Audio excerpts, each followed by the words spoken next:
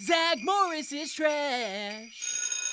It's winter break at Bayside. Jesse, Slater, and Kelly got jobs at the mall. Lisa is volunteering at the hospital. And Zack is sitting on his lazy blonde ass eating cookies. Zack is at the mall, bothering Slater and Jesse at their jobs, when he bumps into a girl. She says she's late for work, which Zack hears as an opportunity to stop her twice and make fun of her for only having an apple for lunch. Screech had an accident with his new doll and cleans up in the bathroom. A nice stranger offers advice on how to dry his pants faster. Zack notices him shaving and tells Screech to check out that homeless dude, then scolds him for looking. The homeless dude says he's lightheaded because he hasn't eaten all day. Zack continues to bother him while he shaves, then leaves a whopping $3 behind in a payphone, probably because he didn't want to touch his icky homeless hands. Zack wishes him a Merry Christmas with a smug grin on his face, because $3 will definitely put this guy's life back on track. Zack is roaming the mall, hunting the girl who ran away from him, and bothers Kelly at her job. He finds his target, named Laura, and offers to take her to lunch because he knows she only has an apple to eat, something he once again goofs on. Laura's considering lunch with Zack because she's starving when Zack sees the homeless guy. Zack lets everyone know how great he is for giving him money earlier, but adds he hopes he doesn't spend the $3 on wine or super cheap heroin. Laura says she's lost her appetite. Zack sees Laura in the food court. He apologizes, saying he doesn't know much about the homeless, and adds that in his neighborhood, the poor family is the one that doesn't have cable. Zack asks Laura where she lives. Laura says she lives with her dad. He asks where, and Laura says they're currently moving and they move around a lot.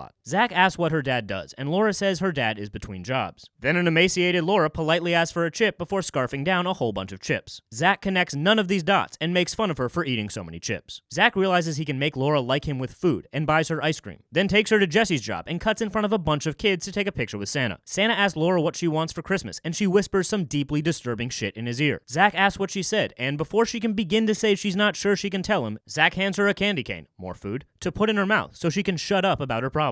Zack's mom shows up, who has the same blonde hair to roots ratio as her son, and mentions the Christmas play she's putting on at the mall. Laura wants to be in the play, but is hesitant about asking for time off at her job on her first day. Zack tells her not to worry about it, and it's no big deal. Then, as she walks away, makes a really creepy comment to his mom that he finally knows what he wants for Christmas. Gross. Slater is struggling with his job wrapping presents when the friendly homeless man helps him. He asks for some of the scraps Slater throws away. Slater generously gives him a whole roll and some ribbon. The homeless man staggers away, takes 2 steps, and collapses, because apparently $3 with a side of wrapping paper isn't part of a complete breakfast. Laura asks her boss to be in the play. He says no, because it's the busiest time of year. Laura is upset because Zack got her hopes up. Zack mentions that homeless guy from before passed out and is at the hospital. But who cares, because they need to get to the hospital to help Lisa donate gifts to kids. They give gifts to the kids, then sing their way over to that homeless guy who almost died. They visit him in full costume. Zack takes off his Santa beard out of respect. Zack sees Laura, and still unable to connect these huge dots, asks why she's there. He's her dad, you dingus. To be continued.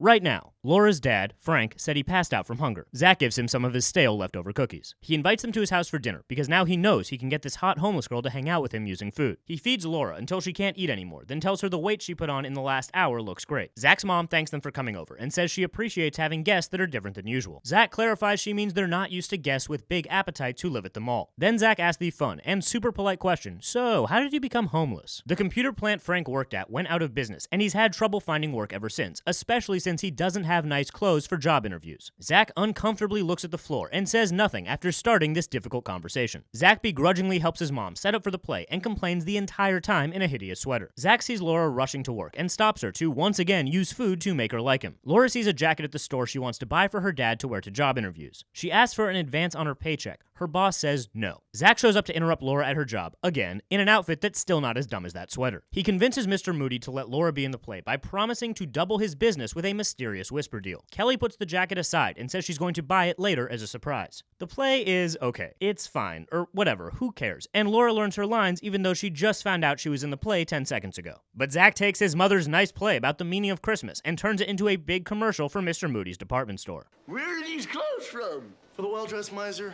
the only place you shop is Moody's store for men. But I guess if you're seeing free theater in a mall, you get what you pay for. Mr. Moody sees the missing coat and assumes Laura stole it because she's homeless. He threatens to call the cops, and she runs her hungry ass away. The gang splits up to find Laura and Frank, and they finally leave the mall for the first time in 9 days. Zack and his mom find them in a car outside of a Christmas tree lot and invite them into their home. Mr. Moody gives Laura the jacket as an apology, and Zack's parents offer to let them live at their house until they're back on their feet. Laura says she doesn't know how to thank them. Zack suggests sexual favors. It's a Christmas miracle. Laura and her dad have a place to stay until Frank gets a job. Only we never see them ever again because they probably fucking killed themselves or starved to death. Merry fucking Christmas. Let's review. Zack Morris harassed a stranger at the mall and made her feel bad about her lunch, made a bathroom spectacle out of a homeless man minding his business, then thought $3 would change his life, and felt great about giving him the $3 even though he was pretty sure he'd spend it on drugs. Used food to get a hungry girl to spend time with him, cut in front of all these kids waiting to take a picture with Santa. And when that homeless guy passed out, he thought it would be fun to visit him dressed as Santa Claus, then invited the homeless man to his parents' nice house to comment on his daughter's weight and make him talk about why he became homeless. Turned his mother's Christmas play into a department store commercial, and told this homeless girl she should hook up with him because of his parents' generous invitation and because she has nowhere else to live now. Ho ho holy shit.